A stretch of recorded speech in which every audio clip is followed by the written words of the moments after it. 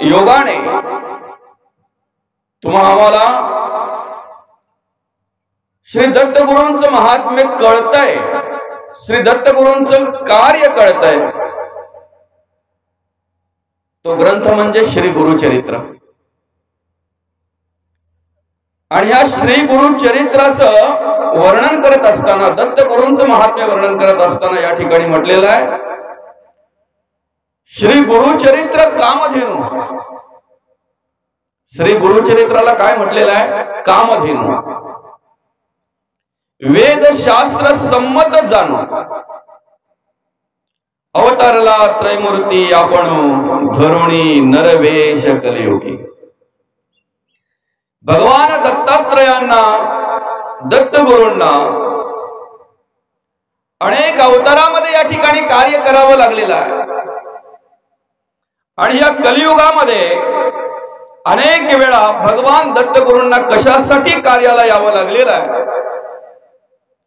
त्याची ओळख करून देत असताना काय म्हटलेलं आहे? अवतरला त्रैमूर्ती भक्त जनाते तारावया, आपण धरुणी नरवेश कलियुगी। नरवेश मनुष्य देह धरून ह्या कलियुगामध्ये त्यांना यावं लागलं कशासाठी? तर तुमचा आमचा उद्धार करण्यासाठी। कार्याकारण अवतार होऊन येती हरिहर, उतरावया भूमीचा भार। कशासाठी यावं लागलेला? या भूमीचा भार उतरवण्यासाठी। उतरावया भूमीचा भार भक्त जनाते तारावया।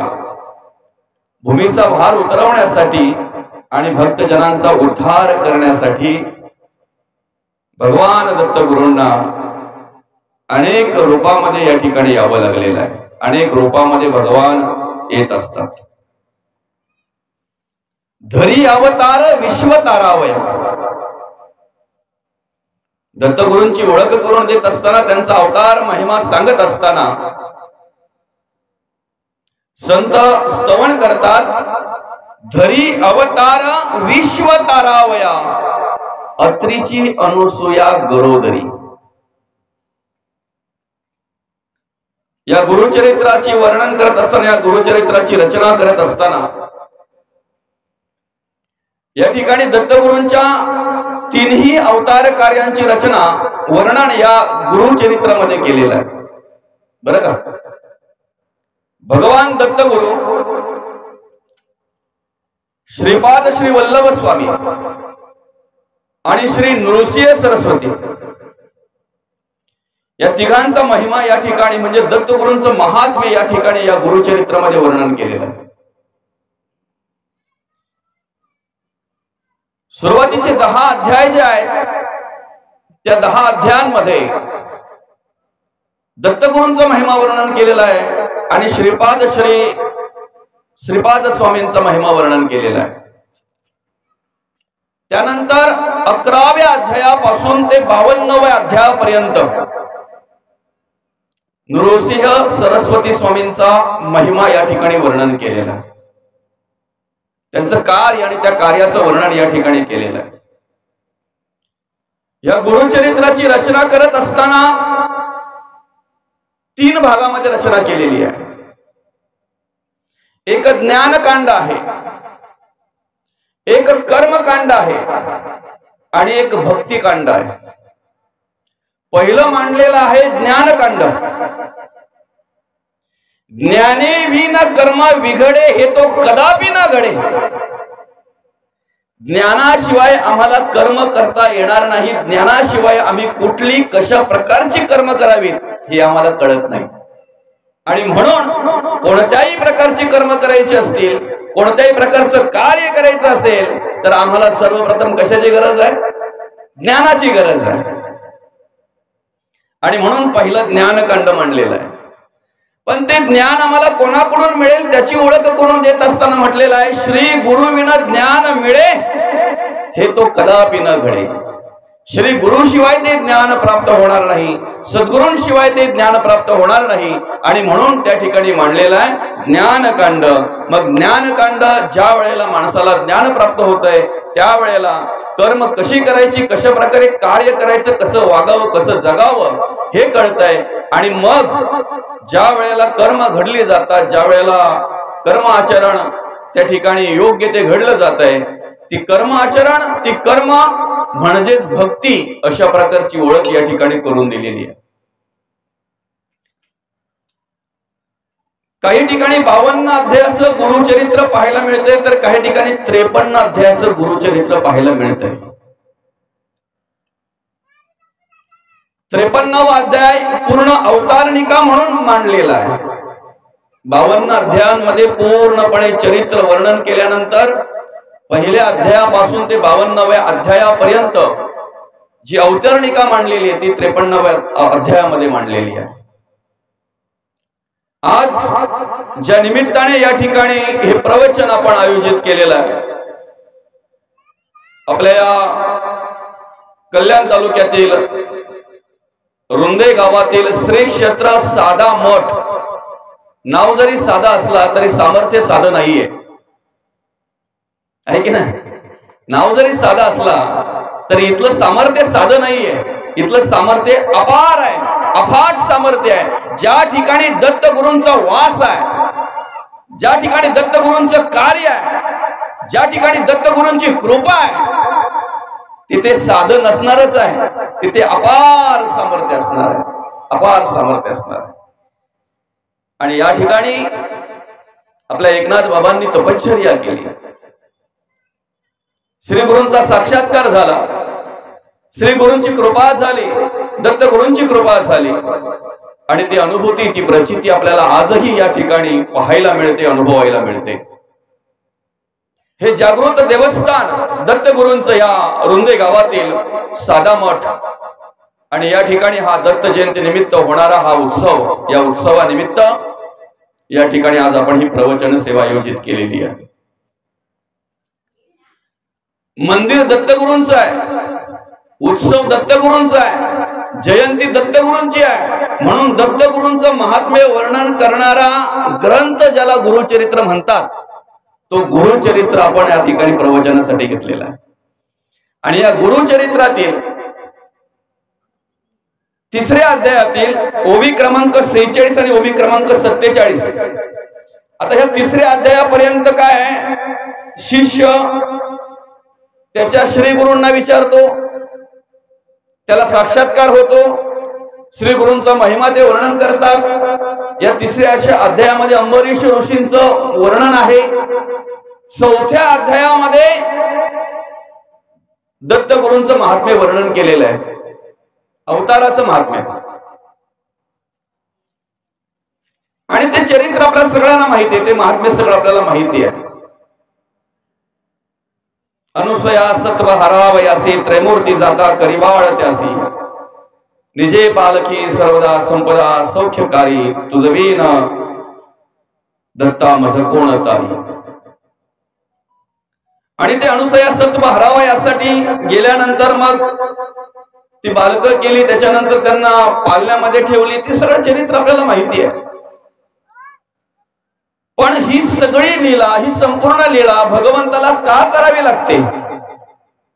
प्रत्येक वेळेला, प्रत्येक वेळेचं भगवंताचं येणं आणि त्याचा जर आपण विचार केला तर काही ना काही निमित्त असते, त्यावेळेला भगवंत येत असतो।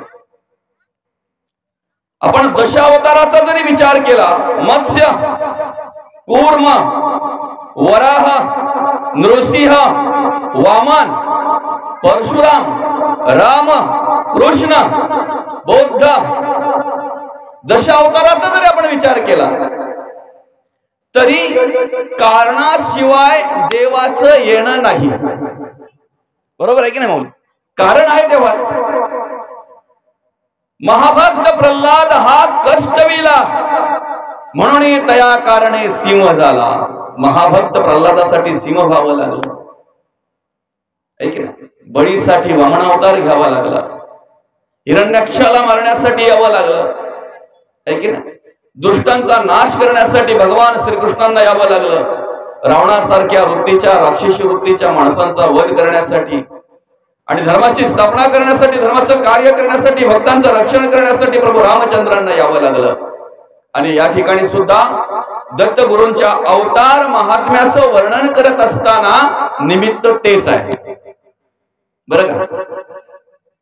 अर्जुनाला आपण कशासाठी येतो याची ओळख करून देताना भगवान श्रीकृष्ण काय म्हणतात, यदा यदा हि धर्मस्य ग्लानिर्भवति भारत अभ्युत्थान धर्मस्य तदात्मनं सृजाम्यहम् परित्राणाय साधूनां विनाशाय च दुष्कृतः धर्म संस्थापनार्थाय संभवामि युगे युगे. काय म्हणतात भगवान श्रीकृष्ण अर्जुनाला, ज्या वेळेला धर्मावर ग्लानी येते, भक्त संकटात असतो आणि दुष्ट प्रवृत्ती ज्या वेळेला माजली जाते ना, त्यावेळेला दुष्टांचा नाश करण्यासाठी, भक्ताचं रक्षण करण्यासाठी आणि धर्माची स्थापना करण्यासाठी प्रत्येक वेळेला आपण येत असतो. प्रत्येक वेळेला भगवंत काय म्हणतात, आपण येत असतो. फक्त एवढंच आहे का अंतर्ज्ञानातून ते मला कळतंय, तुला कळवून द्यावं लागतंय, तुला सांगावं लागतंय, त्याची ओळख करून द्यावी लागते. पण भगवंत काय म्हणतात, ज्या वेळेला मी येतोय ना त्यावेळेला तुला बरोबर घेऊन येत असतो. हे गुरु शिष्यांचं नातं आहे बरं का. गुरु शिष्यांचे काय आहे, आणि दत्तगुरूंचं स्तवन करायचं म्हणजे दत्तगुरु म्हटल्यानंतर एक गुरु माणसाने कशा पद्धतीने करावं, गुरुच्या ठिकाणी एकनिष्ठ कशा प्रकारे असावं, किंवा या समाजामध्ये, ह्या विश्वामध्ये जगत असताना, वागत असताना माणसाने कशा प्रकारे गुरु करावेत याचं उदाहरण आहे की नाही मौली. दत्तगुरूंनी अनेक गुरु केले, अनेक गुरु केले. भागवतामध्ये 24 गुरूंचं वर्णन आलेलं आहे, 24 गुरूंचं वर्णन आलेलं आहे. आता हे 24 गुरु म्हणजे कसं, जो जो जयाचा घेतला गुन्हा, माऊली म्हणतात, जो जो जयाचा घेतला गुन्हा तो तो म्या गुरु केला जाण, गुरुशी आले अपारपण जग संपूर्ण गुरु दिसे. एखाद्या प्राण्याकडे बघावा, त्याचा एखादा गुण त्यांच्या अंतःकरणापर्यंत पोहोचावा, तो आवडावा आणि तो आत्मसात करावा. झालं, तो गुण घेतला ना, त्या गुणापुरता तो प्राणी, तो पक्षी, तो जीव, ते भूत गुरु आहे की नाही. अनेक आहेत ते, सगळ्यांचा अभ्यास करायला गेलो आपण तर आपल्याला 2 तास पण कमी पडतील, आहे की नाही. शॉर्टकट मध्ये बघू आपण. अर्धा वाळा आणि त्या अर्ध्या वाळ्याला पाहून ज्या वेळेला मासा धावला त्यावेळेला तो वाला बोलतोय माशाला, मत आओ मेरे लिए मैं आधाऊ तेरे लिए, अगर तू आएगा मेरे लिए तो ऊपर खड़ा है तेरे लिए. गळाला लावलेला अर्धा वाला आणि त्या वाल्याला पाहून ज्या वेळेला मासा धावतोय त्यावेळेला वाला काय बोलतोय, हे बाबा तू माझ्यासाठी धावू नको, मी अर्धा झालोय तुझ्यासाठी, आणि तू जर माझ्यासाठी येशील ना तर तुझ्यासाठी वरती उभा आहे गल पकडून. आमिषाला बळी पडला त्याची अवस्था ही झाली. हा बोध दत्तगुरूंनी त्या ठिकाणी घेतला. जो आमिषाला बळी पडला त्याची अवस्था ही झाली, आहे की नाही. चपल हरिण कधीही कोणाला न सापडणार, पण शब्दाला भुललं जातंय. बासरीचा असा वेगळ्या प्रकारचा आवाज एकदा काय त्याच्या कानावर आला की ते हरण थैथय जागेवरच नाचलं जाते. शब्दाला भुललेला हरिण कोणालाही न सापडणार, पण तात्काळ सापडलं जात आहे. तसं मनुष्य सुद्धा काही वेळेला बघा ना किती चपल असतो, आहे की नाही. 1400 वर्ष तपश्चर्या केलेले सापडले ना मौली. कित्येक वर्ष तपश्चर्याला बसलेले जंगलामध्ये अन्न पाण्या वाचून, पण ज्या वेळेला घुंगरांचा आवाज आला, कुलकुल्यांचा आवाज आला, त्यावेळेला त्यांना एक अंतःकरणामध्ये, त्यांच्या मनामध्ये विचार आला की बघू तर खरी कोण आहे, काय आहे ते. मग त्यांना एक मनामध्ये यायला पाहिजे होतं की ते हरण तर काय पैंजण घालून येणार नाही, घुंगरू बांधून येणार नाही. ज्या अर्थी घुंगरांचा आवाज आहे, ज्या अर्थी पैंजणांचा आवाज येत आहे, त्या अर्थी काहीतरी वेगळं असेल. मग आपण डोळे उघडावेत का. पण शब्दाला भुलले. कानावर आवाज आल्याबरोबर काय झालं, अर्धे डोळे उघडून बघावेत म्हणून त्यांनी अर्धेच डोळे उघडले. कधी सगळे उघडले त्यांनाही कळलं नाही, आणि उघडलेले डोळे त्यांच्या आयुष्यात परत मिटता आले नाहीत. म्हणजे शब्दाला भुललं ना, तो किती बलाढ्य असू द्या, त्या ठिकाणी भुलला जातो, त्या ठिकाणी त्याची अशी अवस्था होत असते. एक बाण विणणारा होता.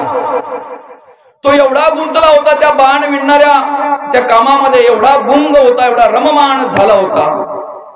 ढोल ताशे नगारे अशा प्रकारे मोठी स्वारी समोरून गेली राजाची. मागे एक जण येऊन विचारतोय त्या बाणावाल्याला, त्या बाण विणणाऱ्याला, इथून राजा गेला का? इथून राजाची स्वारी गेली का? म्हणे मला काहीही माहिती नाही, मी माझ्या कामामध्ये एवढा मग्न आहे, समोरून कोण गेलं कोण आलं मला काही माहिती नाही. तुम्ही विचार करा, ढोल ताशे नगारे एवढा आवाज असताना सुद्धा त्याचं लक्ष विचलित झालं नाही. एवढा एकनिष्ठेने तो काम करत होता. आणि एवढ्या एकनिष्ठेने जर आपण भगवंताचं नामस्मरण केलं तर सांगा ना, देवाची कृपा व्हायला वेळ लागेल का? आपल्याला वेळ लागेल? असं एक एक एक एक अनेक, पृथ्वी आप तेज वायू आकाश मत्स्य हरिण हत्ती पिंगळा नावाची वेशा आहे की नाही, पिंगळा नावाची वेशा, त्याच्यानंतर अजगर सर्प मधमाशा मध गोळा करतात पण स्वतः उपभोग घेऊ शकत नाही, कोणतरी येऊन घेऊन जात आहे. तसं मनुष्य आयुष्यभर मध गोळा करतोय आहे की नाही. हा बांध माझा, तो शेत माझं, तो माळ माझा, ह्यो झाड माझा, तो साग माझा.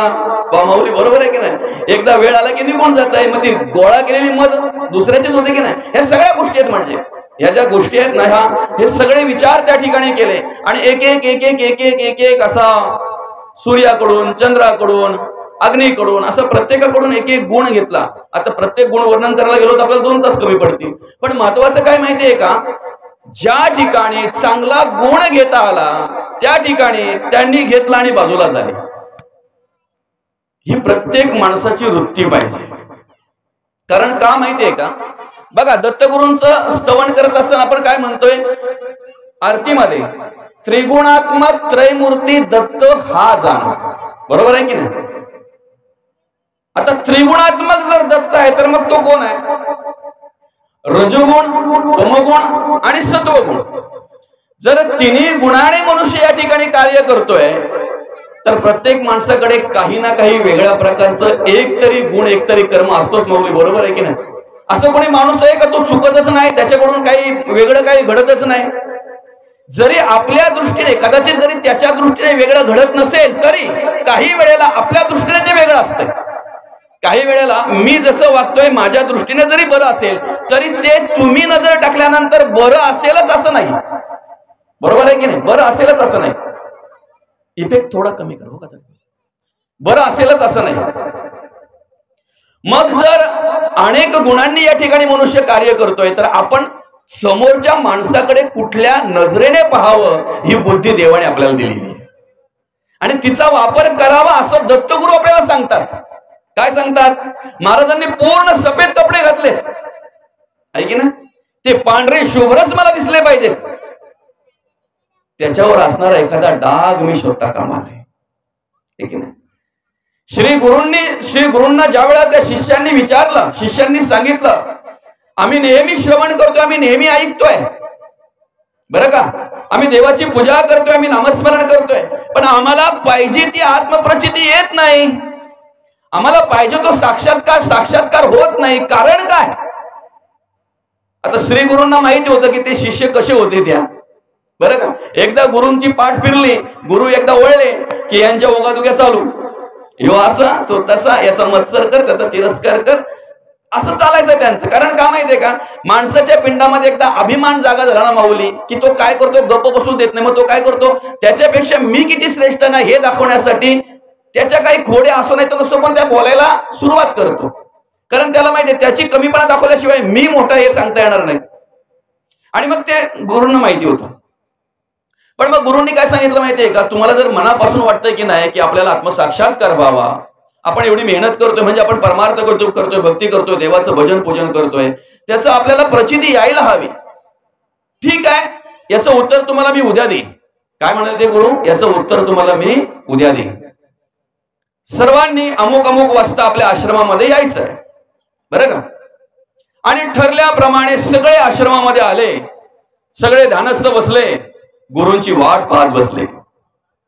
आताच येतात गुरु, मगच येतात गुरु. तेवढ्यात श्री गुरूंनी त्या आश्रमामध्ये प्रवेश केला. नेहमी भगव्या ड्रेसमध्ये असलेले श्री गुरु, भगवी लुंगी लावलेली असायची, उपरण भगव असायचं, पण आज मात्र श्री गुरूंनी पूर्णपणे अगदी पूर्ण सफेद व्हाईट ड्रेस घातला होता, सफेद पूर्ण पांढरा शुभ्रा ड्रेस घातला होता. आणि प्रवेश केल्याबरोबर त्या शिष्यानं विचारलं, म्हणे कसा वाटतोय ड्रेस माझा, आजचे कपडे माझे कसे वाटतात, आजचा वेश माझा कसा वाटतोय.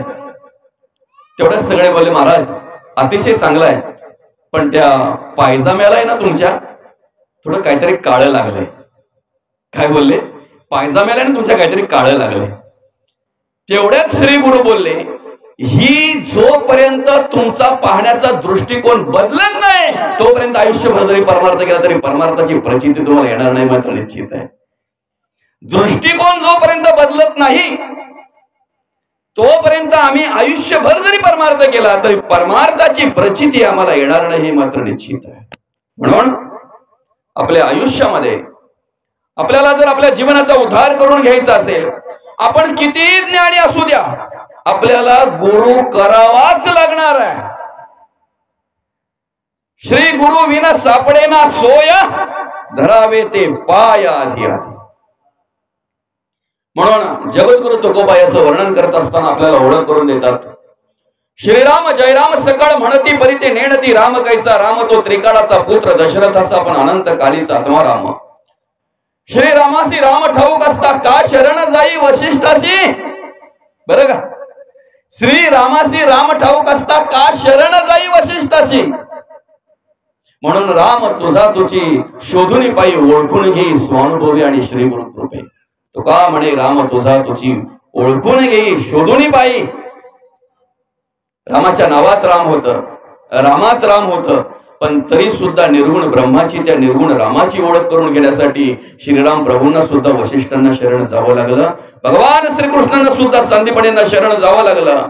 पांडुरंग परमात्म्याच्या जवळ बोलणारा, चालणारा, खाणारा, पिणारा आणि सगळं काही कार्य करणारा पांडुरंग परमात्म्याच्या बरोबर राहणारे नामदेव महाराज स्वतः पांडुरंग परमात्मा नामदेव महाराजांना सांगतात, बाबा रे माझ्या चराचरामध्ये प्रत्येक ठिकाणी व्यापलेल्या जळी स्थळी काष्टी पाषाणी सभाई अभ्यंतरी भरून उरलेल्या त्या तत्वाची जर तुला ओळख घ्यायची असेल, त्या ब्रह्माची जर तुला ओळख घ्यायची असेल, तर औंड्या नागनाथाला जाऊन त्या ठिकाणी तुला विसोबांना शरण जावं लागणार आहे, गुरु करावा लागणार आहे, सद्गुरु करावा लागणार आहे.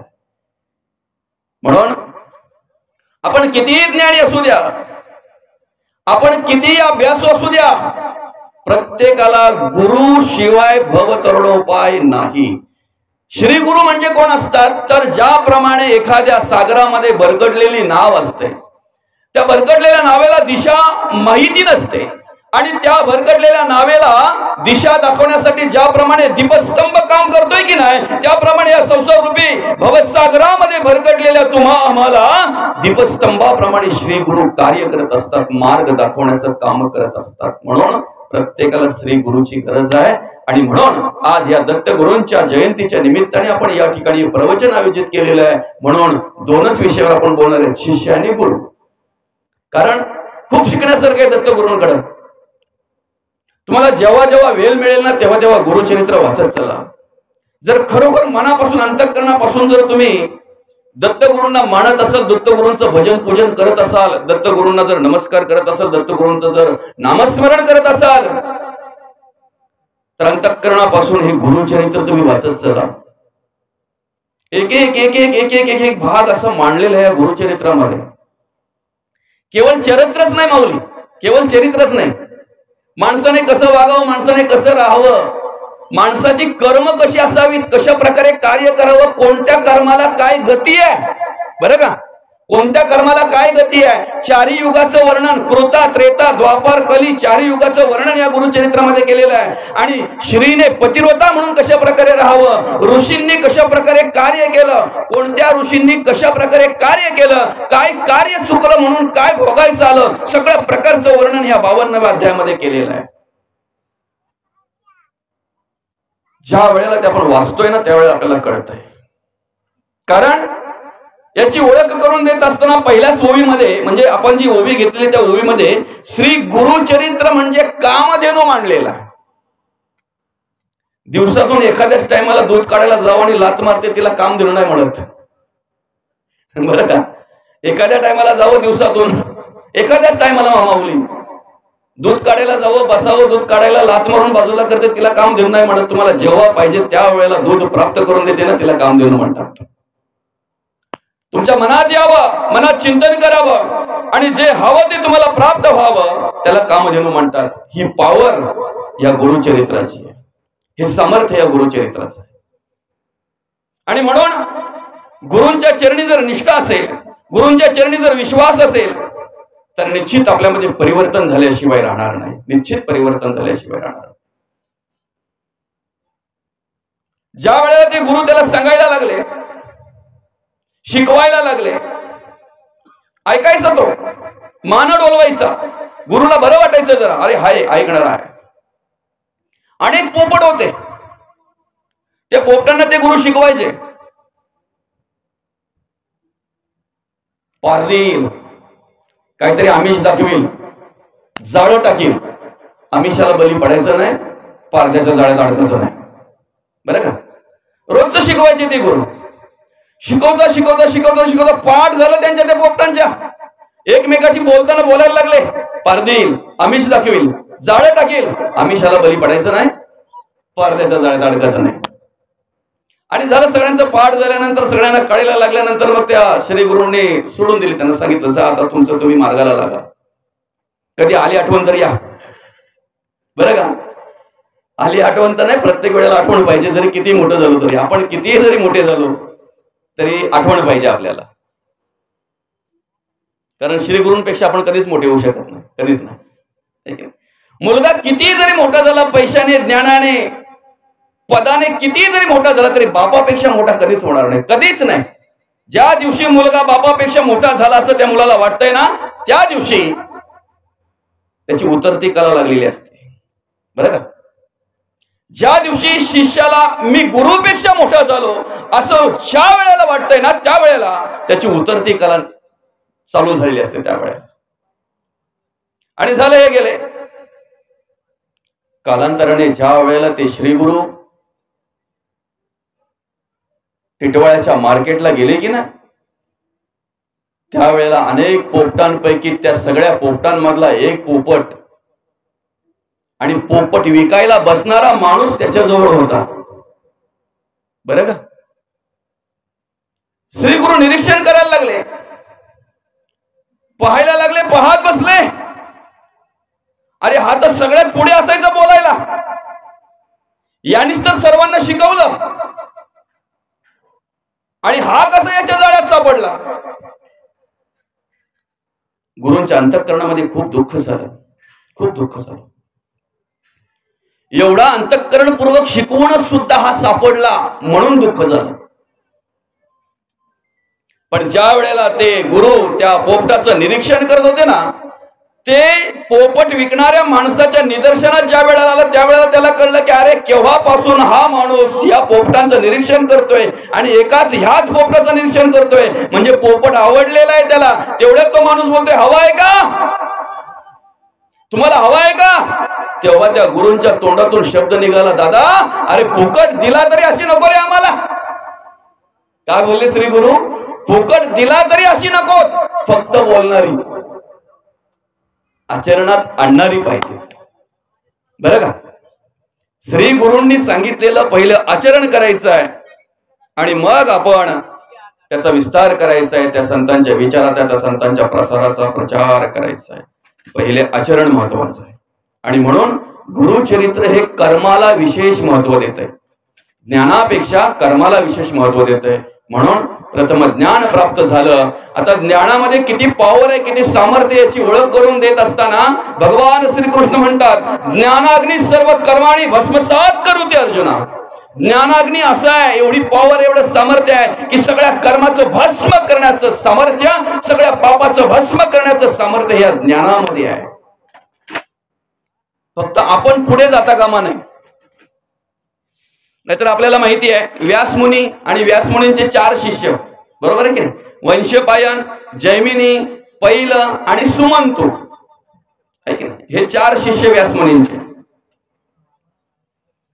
आणि ज्या वेळेला वेद लिहायला घेतले, ऋग्वेद, यजुर्वेद, सामवेद आणि अथर्वण वेद, एक एक वेद एक एक शिष्याला वाटून दिला होता, तरी पूर्ण नाही झाला, आहे की नाही?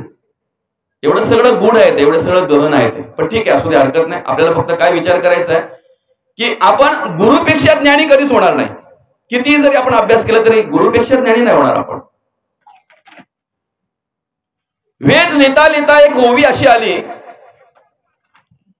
संस्कृत मध्ये आहे ती, पण ती प्राकृत मध्ये आपण तिचा विचार करू. एक वेळ अज्ञानी मनुष्य फसेल. काय?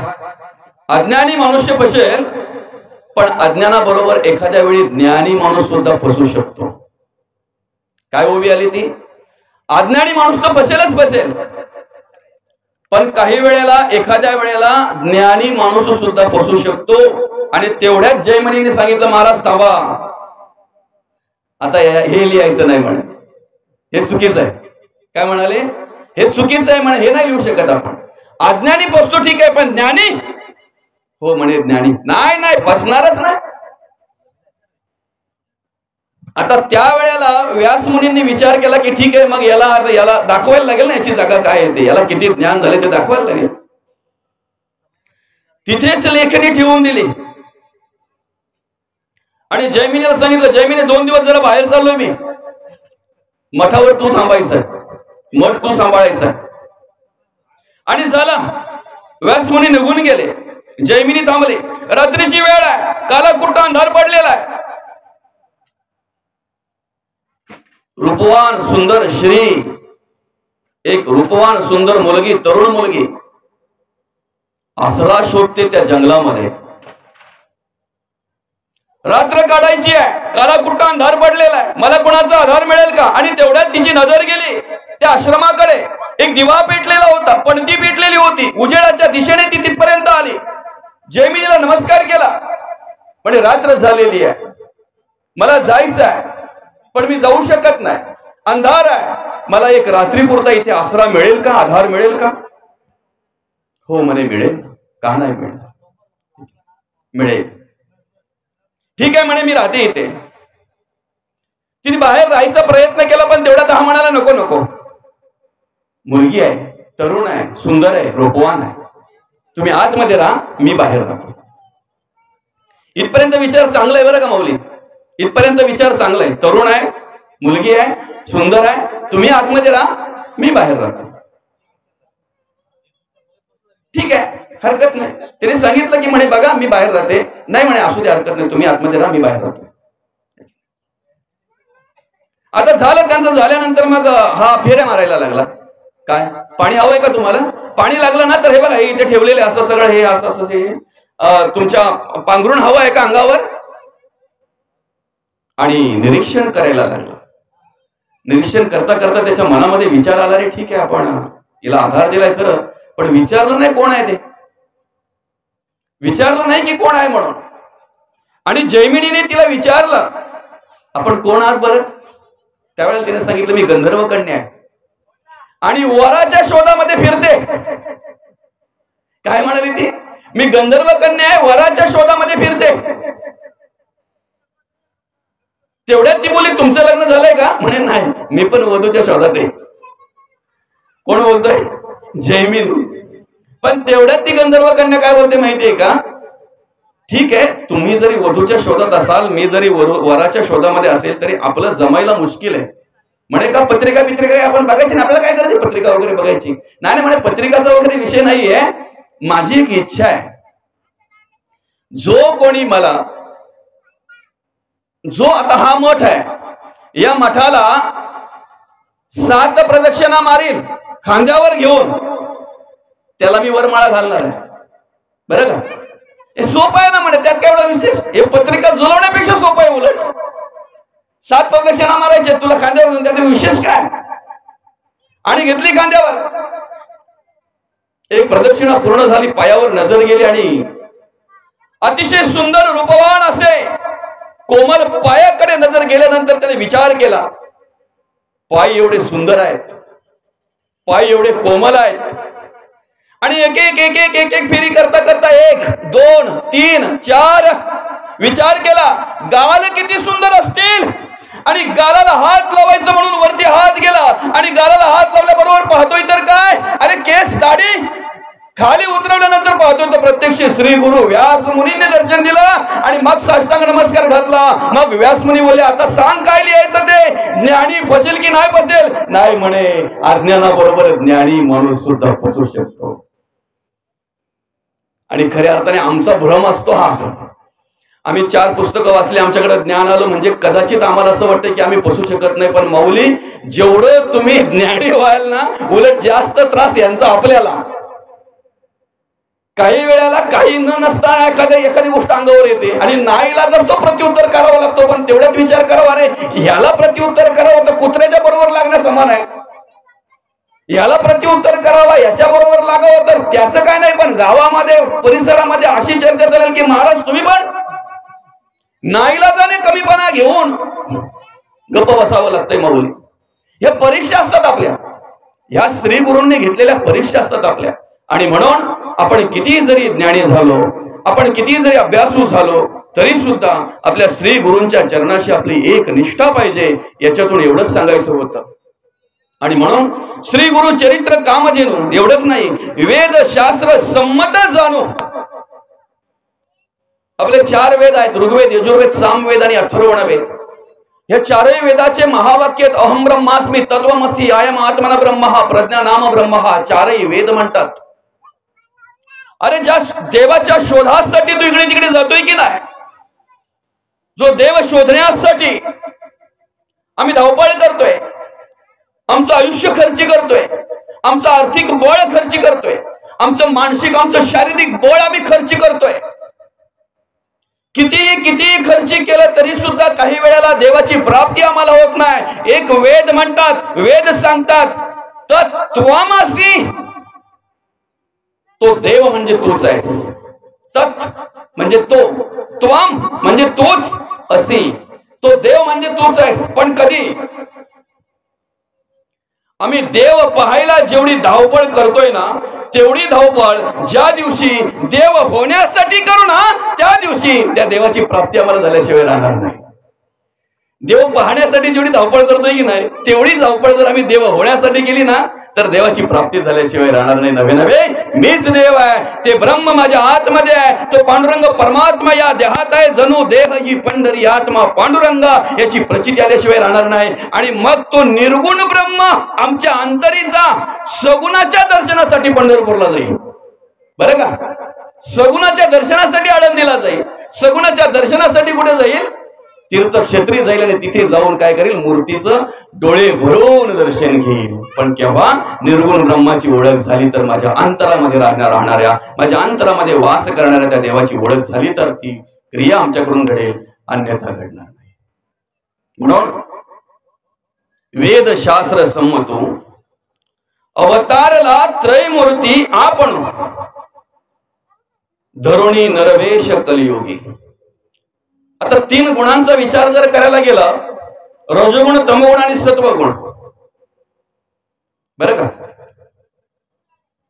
रजोगुणे पुनरावृत्ती आहे, तमोगुणे अधोगती आहे आणि सत्वगुणे भगवत भक्ती आहे. या सृष्टीमध्ये अनेक प्रकारे मनुष्य कार्य करत असतो, पण माणसाच्या कर्माच्या जाती 3 आहेत. कर्माच्या जाती, एक रजोगुणातून कार्य करतोय, त्याच्या बाकी अनेक जाती पडतात. रजोगुणातून कार्य करणारे पण बरेच आहेत, बरोबर की नाही माऊली? संसारात रजोगुणातून कार्य करतात, प्रपंचात रजोगुणातून कार्य करतात, राजकारणामध्ये रजोगुणातून कार्य करतात, सामाजिक कार्यामध्ये रजोगुणातून कार्य करतात, नवे परमार्थात सुद्धा रजोगुणातून कार्य करणारी माणसं आहेत. दुसरी जात आहे तमोगुण. संसारातल्या इच्छा पूर्ण करण्यासाठी माणूस तमोगुण वापरतो, प्रपंचातल्या इच्छा पूर्ण करण्यासाठी मनुष्य तमोगुण वापरतोय, आपल्या देहाच्या इच्छा, शरीराच्या इच्छा ज्या काय असतील त्या पूर्ण करण्यासाठी तमोगुण वापरतोय. नवे परमार्थात सुद्धा काही वेळेला माणसाला आडवा येतोय तो तमोगुण. आणि दुसरा म्हणजे, तिसरा म्हणजे सत्वगुण. एक प्रकार असा या ठिकाणी पाहायला मिळतो, स्वतःला जर भूक लागली तर स्वतःची भूक भागवण्यासाठी दुसऱ्याचा जीव जातो. याचा विचार मनुष्य करत नाही. माझा 500 रुपयाचा फायदा होत असेल तर समोरच्याचा 5,000चा नुकसान झाला तरी चालेल, हा विचार करणारी माणसं आज अनेक ठिकाणी पाहायला मिळतात. हिंस्र प्राण्यासारखी वागतात ते, सांगा ना, वाघाला भूक लागल्यानंतर तो काय करतो? समोरच्याचा जीव जाईल याचा विचार करतो का? शिवाला भूक लागल्यानंतर तो काय करतो? समोरच्याचा जीव जाईल याचा विचार करतोय का? त्याला फक्त एवढंच दिसतंय, माझी भूक भागली पाहिजे बस. ह्या वृत्तीची माणसं आम्हाला आमच्या समाजामध्ये पाहायला मिळतात. ह्या वृत्तीची माणसं आम्हाला आमच्या समाजामध्ये पाहायला मिळतात. त्याच्याही पलीकडचा जर विचार केला तर एक असा आहे, बैलाप्रमाणे तुम्ही खायला घाला, काम करून घ्या, रजोगुणी. आणि एक जात अशी आहे, एक प्रकार असा आहे माणसाचा. आपल्या रानामध्ये जंगलामध्ये असणाऱ्या आंब्याला, जांभळीला आम्ही कधी खत घालत नाही, आम्ही कधी पाणी देत नाही, पण तरी सुद्धा सीझनला आम्हाला जांभळं देतात, आम्हाला आंबे देतात. कधीतरी वाट सरू एखादा चालता चालता थकला तर दुपारच्या वेळेला सावली द्यायचं काम सुद्धा करतात. नवे नवे त्यांच्या मुळापासून तर शेंड्यापर्यंत आमच्या उपयोगी येतात. काहीही आम्ही त्यांचं करत नाही तरी सुद्धा. अशी काही माणसं आहेत सत्वगुणी. तुम्ही त्यांना त्रास द्या, तुम्ही त्यांच्याशी कशीही वागा, ते तुमच्यावर फक्त आणि फक्त उपकारच करणार, आहे की नाही? या तिन्ही गुणांचा जर आपण विचार केला किंवा अभ्यास केला तर तिन्ही गुण कशा प्रकारे कार्य करतात ना, आहे की नाही? आरती आहे त्रिगुणात्मक त्रयमूर्ती दत्त हा जाणा. मग ते तीन गुण कसे कार्य करतात त्याचा थोडक्यात विचार आपण करायला हवा. आकाशातून पडणारं पाणी आहे, रुंद्याला जसं पडतंय तसंच उशीतला पडतंय, आणि जसं उशीतला पडतंय तसंच शापूरला पडतंय, जसं शापूरला पडतंय तसंच कल्याणला पडतंय. असं नाही का शापूर खूप पुण्यवान म्हणून तिकडे गोड पाणी पडलंय आणि कल्याणला खूप पाप होतोय म्हणून तिकडे कडू पाणी पडलंय. नाही, आकाशातून पडलेल्या पाण्यामध्ये कोणत्याही प्रकारचा दोष नसतो माऊली. आकाशातलं पडणारं पाणी जर तुम्ही वरच्यावर झेललं तर तुम्हाला कुठल्याही प्रकारचा आजार होणार नाही त्या पाण्यापासून. कुठल्याही प्रकारचा दोष नसतो त्याच्यामध्ये, कुठल्याही प्रकारची तुम्हाला दुखापत किंवा कुठल्याही प्रकारची इजा तुम्हाला होणार नाही त्या पाण्यापासून. पण त्या पाण्याला ज्याचा संग जसा झाला ना त्याप्रमाणे त्या ठिकाणी गोडी कडू काय जे असेल ते निर्माण होते. त्या प्रकारे ते गुण निर्माण होतात त्याच्यामध्ये. असो, पण ते पाणी पडणारं जे आहे ते थंडगार आहे, निर्मळ आहे, कोणत्याही प्रकारचा दोष नाहीये. ते थंडगार पाण्याचा थेंब जर तप्त लोखंडी एखाद्या खांबावर जर पडला, तापलेला आहे, लाल बुंद झालेला आहे, अशी लाल बुंद झालेल्या खांबावर जर तो पाण्याचा थेंब पडला, जरी तो थेंब थंड असेल तरी सुद्धा काय अवस्था होते बरं तिथे? चंद्रकांत ग्रंथ आहे, चंद्रकांत ग्रंथ काहीतरी मला तरी वाटतंय मी 9वीला की 8वीला होतो त्यावेळेला माझ्या वाचनामध्ये आला होता मौली तो ग्रंथ, चंद्रकांत म्हणून. त्या ग्रंथामध्ये ही दृष्टांत दिलेले होते. नाव पण शिल्लक राहत नाही. तप्त लोखंडी खांबावर जर समजा पाण्याचा थेंब पडला तर त्याचं नावही शिल्लक राहत नाही. पण तोच पाण्याचा थेंब जर आमच्या कमलाच्या पानावर जर पडला, फुलावर जर पडला किंवा आमच्या आलवरीच्या पानावर जर पडला तर मोत्यासारखा चमकून दिसतो. आणि तोच पाण्याचा थेंब जर समुद्राच्या शिंपल्याच्या संपुटात पडला तर मोतीच होतो. हे गुणावर अवलंबून आहे. तुमच्याकडे जर तमोगुण असेल, असा गच्च भरलेला जर तमोगुण असेल, क्रोध जर असेल, तमोगुणाने जर तुम्ही व्याप्त झालेले असाल तर किती जरी ऐकलं कितीही तरी जरा सुद्धा तुमच्या अंतःकरणामध्ये राहणार नाही, कारण नाव पण शिल्लक राहत नाही. तमोगुण खाऊन टाकते ते. बरोबर आहे की नाही बाबा? तापलेल्या लोखंडावर जसं पाणी पडावं तसं तमोगुणी माणसाने किती जरी केलं, किती काय ना. आणि तमोगुणाची वृत्ती काय असते माहितीये का? अधोगती. तमोगुणे अधोगती, अधोगतीच तमोगुणाने. रजोगुणाची अवस्था काय असते माहितीये का? मोत्यासारखा चमकून दिसतो तो, फक्त सारखा चमकून दिसतो, देवासारखा माणूस, पण जोपर्यंत गप्प आहे तोपर्यंत एकदा अंगात त्याच्या भूतसंचारलं की लगेच त्याचा तिथल्या तिथे रूप बदलायला लगेच मोकळ. मग तो बोलतोय पण परमार्थ बिरमार्थ भक्ती बिक्ती सगळी बाजूला ठेवू नका एक दिवसासाठी. रजोगुणी माणूस मिनिटा मिनिटाला बदलत असतो. आणि रजोगुण माणसाची वृत्ती जर पाहायला गेली तर पुनरावृत्ती, रजोगुणे पुनरावृत्ती, विचारांची परत परत वृत्ती होते, पुनरावृत्ती त्याला म्हणतात. सत्वगुणे भगवत भक्ती, मोत्यासारखा नाही, मोतीच होतो शिंपल्याच्या संपुटात गेल्यानंतर. श्रवण करावा, आपण परमार्थ करावा, भक्ती करावा, जास्त करण्यापेक्षा कमी करावं, पण कमी करून आपल्यामध्ये बदल होईल, मोतीच होईल याच्यासाठी प्रयत्न करावा, याच्यासाठी प्रयत्न करावा. आणि म्हणून ज्या ज्या ठिकाणी दत्तगुरूंचा वास आहे ज्या ज्या ठिकाणी दत्तगुरूंची कृपा आहे त्या ठिकाणी त्या दासाला, त्या भक्ताला, त्या शिष्याला कधीच दत्तगुरूंनी काहीच कमी केलेलं नाही. अशी किती उदाहरणं आहेत, तुम्हाला कितीतरी उदाहरणं सांगेन मी, कितीतरी उदाहरणं सांगेन. मनोभावे जो दत्तगुरूंची सेवा करतोय ना, त्याला जे हवं ते दत्तगुरूंच्या कृपेने प्राप्त झालेले. फक्त त्याने काय मागावं आणि कशासाठी सेवा करावी हे त्याला कळलं पाहिजे. हा आत्मबोध त्याला झाला पाहिजे. तुम्ही काही जर देवाकडे मागाल तर देव काहीही देत नाही. हा पण तुमच्या आयुष्यासाठी, तुमच्या जीवनासाठी, तुमच्या जीवनाचा आयुष्याचा उद्धार होण्यासाठी जर तुम्ही देवाकडे मागत असाल ना, तर देव देण्यामध्ये कधी कमी सुद्धा करत नाही, हे मात्र निश्चित आहे. नाही कमी करत. आणि म्हणून माऊली एक एक अध्याय जर आपण मनपूर्वक वाचला ना, तुम्हाला गाणगापूरला जर कधी जायचं असेल ना, तर त्याच्या आधी तुम्ही गुरुचरित्राचं पारायण करा. मन लावून एक एक अध्यायामध्ये असं ना व्यवस्थित वाचा. त्याचा एक पेपर तयार करा. काय पेपर काय तयार करा? तर एवढा मोठा ग्रंथ आहे ना, एवढा मोठा ग्रंथ वाचल्यानंतर फक्त 52च ओळी लिहा. तुम्ही 52च ओळी लिहा, 52च रांगा लिहा. फक्त पहिल्या अध्यायामध्ये काय आहे, दुसऱ्या अध्यायामध्ये काय, तिसऱ्या अध्यायामध्ये काय आहे, बरं का? आम्ही ज्या वेळेला गाणगापूर क्षेत्री जातो ना,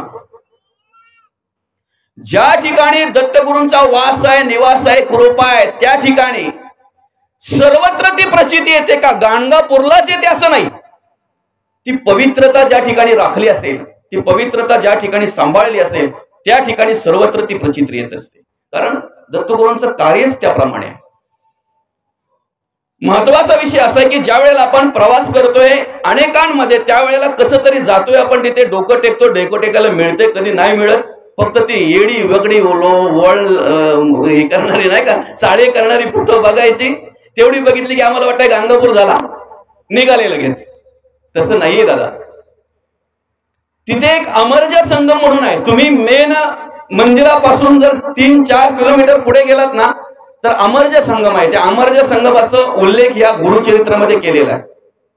त्या अमरजा संगमामध्ये आज सुद्धा तुम्हाला त्यावेळची प्रचिती पाहायला मिळते, बरं का? आता सध्या कसं आहे माहितीये का, ते कर्नाटकामध्ये असल्यामुळे माऊली डेव्हलप नाही जास्त. आता थोडं डेव्हलप केलंय, सुशोभीकरण केलंय त्यांनी. म्हणजे जिथे आपण गुरुचरित्राचं पारायण वगैरे करतो तिथे डेव्हलप केलंय त्यांनी. पण अमरजा संगमामध्ये कसं असतंय, आता तिथे काय असतंय, तिथे जे जातात आंघोळीला ना, ते अंगावरचे कपडे सगळे तिथेच काढून टाकतात, नवीन कपडे घालतात. त्यामुळे कपड्यांचा ढीक, घाणीचं थोडं साम्राज्य आहे. पण त्या ठिकाणी जर तुम्ही तुमच्या अंगाला पाणी लागलं त्या अमरजा संगमाचं, आणि जर तुमच्या अंगामध्ये जर काही दोष असेल, तर 100% तुम्हाला त्रास झाल्याशिवाय राहणार नाही, 100%. आणि त्या अमरजा संगमापासून तर खाली कल्लेश्वराचं मंदिर आहे, त्या कल्लेश्वराच्या मंदिरापर्यंत 8 तीर्थ आहेत. त्या 8 तीर्थांचा उल्लेख या गुरुचरित्रामध्ये केलेला आहे माऊली. 8 तीर्थांचा उल्लेख केलेला आहे. ते एक तीर्थाच्या ठिकाणी आता फक्त घाट पाहायला मिळतात, बरं का, घाट पाहायला मिळतात. पण त्या ठिकाणी सुद्धा तीच प्रचिती आहे. जसं या गुरुचरित्रामध्ये मांडलेलं आहे की पहिल्या तीर्थाला गेल्यानंतर तुम्हाला कशाची प्राप्ती आहे, दुसऱ्या तीर्थाला गेल्यानंतर तुम्हाला कशाची प्राप्ती आहे, तिसऱ्या तीर्थाला गेल्यानंतर कशाची प्राप्ती आहे. आता हे तीर्थ म्हणजे कसे लांब लांब नाही आहेत. तिथून जी नदी किंवा तो गंगा जी आहे तिथून जी निर्माण झालेली आहे ती तिथपर्यंत, ह्या मधल्या काळामध्ये ते 8 तीर्थ आहेत, बरं का, 8 घाट आहेत ते. पण त्या घाटामध्ये तिथे गेल्यानंतर कशाची प्राप्ती आहे ते या ठिकाणी वर्णन केलेलं आहे गुरुचरित्रामध्ये. आणि जर कधीतरी गेलात ना तर अनुभव घ्या, प्रचिती. त्यानंतर या गुरुचरित्रामध्ये एक अनेक प्रकारच्या अशा काही वर्णन केलेले, अनेक प्रकारच्या गोष्टी आलेल्या आहेत, अनेक प्रकारचं गुरूंचं चरित्र आलेलं आहे. भस्माचा डोंगर अमरजा संगमापासून थोड्या अंतरावर तिथे पाहायला मिळतो आपल्याला. आता भस्म नाही राहिलं, नुसती मातीच राहिले, भस्म घेऊन गेली लोक, पण भस्माचा डोंगर आहे तिथे. त्याच्यानंतर ज्या वेळेला एक शिष्य दत्तगुरूंना येता जाता नेहमी नमस्कार करायचा, ज्या वेळेला गुरु अमरजा संगमावर जायचे त्यावेळेला एका ठराविक ठिकाणी झाडाखाली बसायचे. तो येता जाता रोज दत्तगुरूंना नमस्कार करायचा. दत्तगुरूंनी जाणलं माणूस नमस्कार करत असेल तर काहीतरी हेतू असतो, हेतूशिवाय, स्वार्थाशिवाय कधी कोणी कोणाला नमस्कार करत नाही. दत्तगुरूंनी जाणलं आणि विचारलं, बाबा काय रे मनामध्ये तुझ्या? तेवढ्यात त्यांनी सांगितलं, म्हणे काय नाही, आता शेतबीत आलंय मस्त, अगदी पोटरे आले, पोटऱ्याच होता ना त्याला, निसवायच्या आधी पोटरे आले. पोटरे आले का? दत्तगुरु सहज बोलून गेले, अरे कापून टाकते. काय बोले? हा महिमा दत्तगुरूंचा आहे, आम्ही कुठे पण लावलाय, आम्ही कुठे पण लावलाय. हल्ली कोणी पण म्हणून कोणी आपल्या स्वतःवर घेतोय बरं काही. हा महिमा दत्तगुरूंचा आहे. आणि सांगितलं त्याला कापून टाकते. श्री गुरूंच्या वचनावर एवढा विश्वास की त्याच वेळेला जाऊन त्याने सगळं कापून टाकलं. पण झालं काय माऊली माहितीये का? ते धान्य पिकेल म्हणून सावकाराकडून घेतलेलं कर्ज, त्या सावकाराला ज्या वेळेला माहिती झालं की यांनी शेत कापून टाकलं निसवायच्या आधी, त्या सावकाराची माणसं त्या माणसाच्या घरी गेली आणि पैसे मागायला लागली. त्याची बायको बोलायला लागली, त्याची पोरं बोलायला लागली, त्याचे नातेवाईक बोलायला लागले, केलं काय तुम्ही? फक्त अंतःकरणामध्ये एक विचार होता, श्री गुरूंनी सांगितलंय म्हणून केलंय. श्री गुरूंच्या वचनावर विश्वास आहे, जे होईल ते त्यांच्या कृपेने जे व्हायचं ते होईल. आणि माऊली त्याच वेळेला ओला दुष्काळ पडला, चांगली चांगली शेत पिकलेली वाहून गेली. यांनी मात्र जे कापलं होतं ना ते 8-10 पटीने परत फुटलं आणि 8-10 पटीने त्याला धान्य आलं. मग सगळी लोक बोलायला लागली, त्याचाच ऐकला असता बरा झाला असता. आता ज्या वेळेला आपण तिथे जातो की ना, त्या वेळेला ज्या ठिकाणी दत्तगुरु बसायचे, आता तोच कट्टा नाही, आता कट्टा त्यांनी सुशोभीकरण केलेलं आहे, पण ती जागा आपल्याला पाहायला मिळते की या ठिकाणी बसायचे.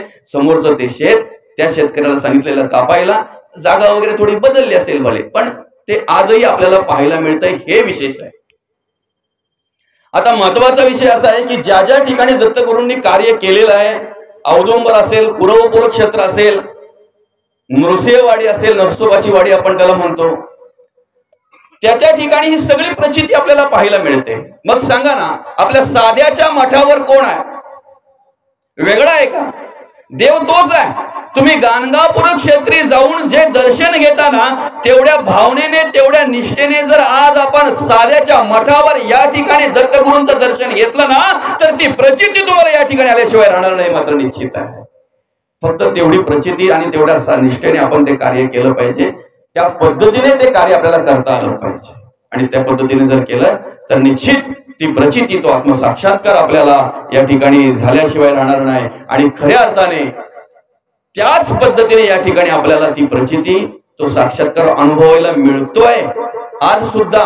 म्हणजे काही मंडळी इथे येत असतील की नसतील ते आपल्याला माहित नाहीये, पण कदाचित ती मंडळी सुद्धा बोलतात बाबा आम्हाला की हा साध्यावरचं सास, या साध्यावरचं सामर्थ्य एवढं आहे की ते आजही या ठिकाणी जे आपण इच्छा मनामध्ये धरू आणि दत्तगुरूंच्या चरणी सांगू, ती इच्छा जर चांगली असेल तर पूर्ण झाल्याशिवाय राहत नाही, मात्र निश्चित आहे. म्हणजे काही न येणारी माणसं पण सांगतात, पूर्वीचं त्यांना माहिती असेल बरं का. आज तेवढ्या निष्ठेने, तेवढ्या श्रद्धेने जर आपण परमार्थ केला, कार्य केलं, तर निश्चित त्या देवाची कृपा आपल्यावर असणारच आहे.